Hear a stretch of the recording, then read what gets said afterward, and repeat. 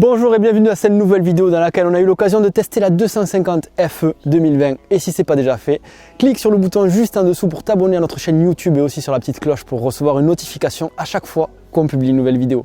Donc Nico, toi tu la connais cette moto, tu l'as déjà eu auparavant, tu as essayé ce modèle 2020 que tu n'avais pas essayé pour l'instant. Dis-nous ce que tu en penses quand tu es monté déjà sur la moto, ce que tu as pensé d'un point de vue global et général. Je me suis senti chez moi évidemment, j'avais une 2018 puis une 2019, là maintenant un nouveau millésime, on se sent tout de suite bien dessus. Honnêtement, la 2.5 c'est une moto très facile à piloter, 2.4 temps évidemment, en enduro.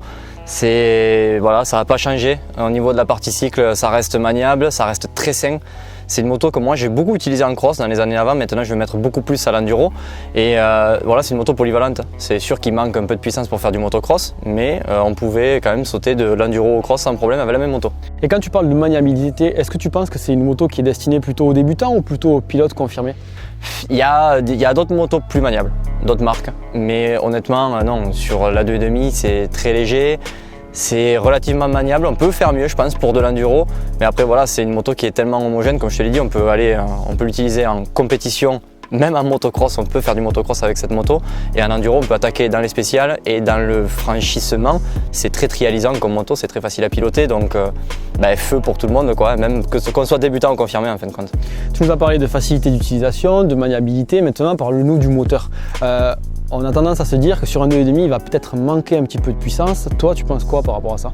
Ouais, forcément, dans les spéciales, les pilotes qui veulent un peu plus, tu sais, ce coup de pied aux fesses, ils vont préférer une 3.5 voire une 450. Maintenant c'est une moto ultra efficace, c'est pas impressionnant du tout, c'est très souple. On peut trouver ça mou quand on a, comme toi qui sort du motocross, tu vas trouver ça un peu mou, mais c'est pas ce qu'on recherche en enduro. Quand on est sur des spéciales qui glissent beaucoup, c'est vraiment une arme. Ouais, effectivement, donc du coup plutôt une moto quand on la prend d'origine, j'entends bien d'origine, destinée aux pilotes débutants, voire qui ont un niveau correct, mais pas tellement aux pilotes confirmés. Tu penses quoi de ça? Si, au niveau confirmé aussi, il y a moyen de la faire marcher, il n'y a pas de souci. Après c'est vrai qu'un débutant pour moi c'est une moto que je conseille à un débutant parce qu'il va beaucoup progresser avec, il va être rassuré en fait avec cette moto. D'accord, si tu dois faire le comparatif entre cette moto là et les cylindrées supérieures, tu conseillerais quoi justement à un pilote qui a cette moto là, ou toi plutôt tu prendrais quoi sur une autre marque, une autre moto que tu mettrais sur celle-là?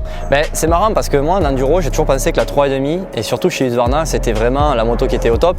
Aujourd'hui j'ai essayé la 3.5 avant, c'est top, on se dit ah ouais c'est vraiment bien, et puis on se dit la 2.5 va manquer, et quand on monte dessus on se dit on peut faire des journées entières avec cette moto, on n'est pas fatigué, c'est très facile d'utilisation, efficace, donc j'ai envie de dire on fonce 2.5. Tu devais lui trouver un défaut? Elle a le défaut de ses qualités, on va dire, c'est un petit peu idiot à dire, mais peut-être que moi ça me dérange pas, mais il y en a qui veulent plus ce coup de pied aux fesses, tu sais, ce coup de niaque. Au niveau du moteur, pour le reste c'est top. Parfait, merci Nico. Du coup, cette moto est disponible à l'essai, cette 2.5 2020 chez CBO. N'hésite pas à les contacter si toi aussi tu veux l'essayer. Et nous, on te dit à très bientôt dans une prochaine vidéo sur MX Réflexion.